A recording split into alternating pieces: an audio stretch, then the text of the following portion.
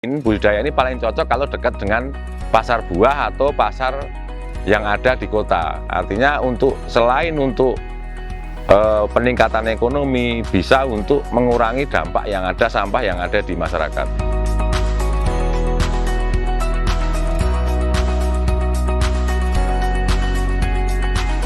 Assalamualaikum warahmatullahi wabarakatuh. Perkenalkan, saya adalah Yulistanto, Kepala Desa Njoho.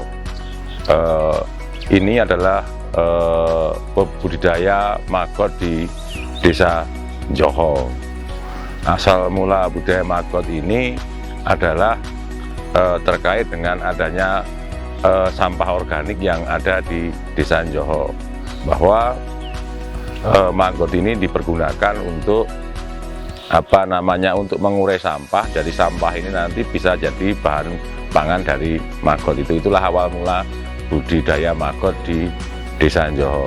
Nah, awal muasal kita belajar budidaya maggot ini, kita melakukan pelatihan di Desa Sambirejo, Kecamatan Prambanan, Sleman. Di sana sudah ada budidaya maggot yang secara berkesinambungan, artinya mereka sudah mengaplikasikan apa yang namanya greenhouse. Jadi dari sampah jadi pakan maggot, dari maggot jadi pakan ternak, baik untuk pakan lele, pakan ayam, dan segala macam. Langkah yang kita ambil untuk budidaya maggot ini sebetulnya satu, yang penting intinya maggot ini adalah pemakan sampah. Artinya ketika di suatu wilayah ada sampah organik yang banyak, kita bisa mengembangkan budidaya maggot ini makin besar. Ini cuma dibutuhkan ongkos produksi dari budidaya maggot ini adalah mencari sampah organik, baik sampah buah, bisa sampah ternak. Sampah ternak itu ada yang namanya kotoran hewan ayam, petelur, atau bisa juga sampah buah atau sisa-sisa makanan yang ada di rumah. Nah gini, kalau budidaya maggot itu sebetulnya hal yang utama cuma tekad. Orang tidak gampang jijian sama sampah.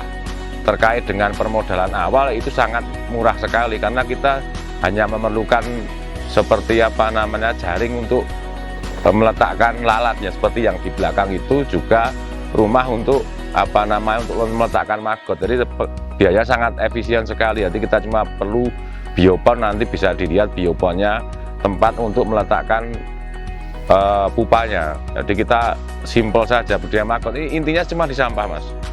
Nah, perawatan maggot ini juga tidak satu hari dikasih makan ya cukup. Jadi tidak begitu susah. Artinya memang dilihat sepele sekali. Jadi tidak terlalu ribet, ini harus diapakan, ini harus diapakan, juga tidak. Intinya cuma sampah, perawatannya itu cuma kasih makan saja. Satu hari bisa dibolak sampah, dibalik sekali atau dua kali sudah cukup. Artinya kalau sampahnya banyak ya maggotnya banyak gitu, Mas. Ini jadi di sini ada siklus untuk maggot. Jadi ini dari dari siklus dari produksi telur. Jadi dari bayi larva sekitar ukuran 1 sampai 1 mm ini, terus langsung usia maggot ini paling antara 0 sampai 21 hari untuk larvanya. Dari larva terus menjadi prepupa, itu umur antara 18 sampai 24 hari. Dari larva ke prepupa membutuhkan waktu sekitar 7 hari. Selepas itu dari prepupa menjadi lalat antara 7 sampai 14 hari. Artinya apa? Budidaya maggot ini paling memerlukan waktu sekitar 40 hari dari telur menjadi lalat lagi. Di larva dewasa, masa panen nanti di larva dewasa sekitar umur 14 sampai 21 hari bisa dipanen. Kalau makan cukup, dalam 11 sampai 13 hari bisa panen.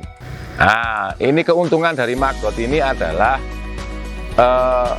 protein dari maggot ini adalah 42 sampai 48%. Artinya protein maggot ini sangat dibutuhkan untuk pakan ternak, baik pakan ikan maupun pakan burung, juga bisa untuk pakan ayam.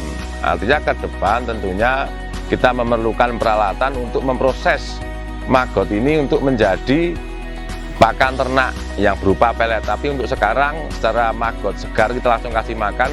Untuk ternak lele, ternak ayam bisa langsung. Jadi kalau maggot ini sekarang harga di pasar maggot itu sekitar Rp7.000. Sekarang Rp7.000 maggot per kilogramnya. Artinya maggot ini bukan sekedar kita jual larva, kita juga bisa jual telur dari lalat BSF ini. Per gramnya sekarang di pasaran Rp5.000 untuk telur lalat BSF.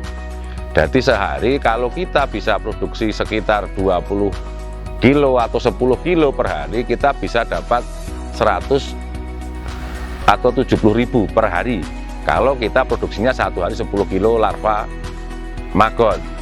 Kalau bisa kita lipatkan, artinya satu hari 20 kilo, sebulan kita sudah bisa 4 sampai 5 juta. Untuk sebagian yang ada di sini, penjualan biasanya diambil dari para peternak ayam, juga diambil untuk pakan burung murai biasanya. Jadi setiap seminggu sekali mereka ambil, karena ini kan bisa bertahan lama gitu. Nah, pesan-pesan untuk para pembudidaya yang baru mau belajar, sebetulnya intinya yang penting orang gampang jijian, tidak takut dengan sampah. Artinya budidaya ini sangat mudah, bisa belajar ke sini, bisa langsung untuk budidaya.